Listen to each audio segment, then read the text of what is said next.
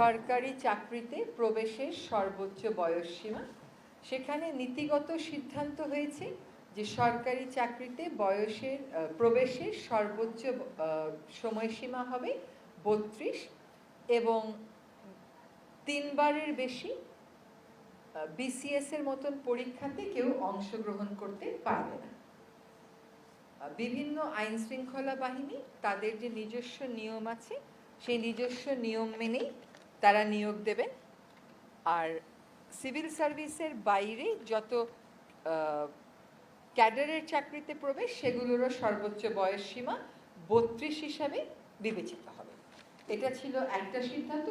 এই নীতিগত সিদ্ধান্তটা অনুমোদিত হয়েছে।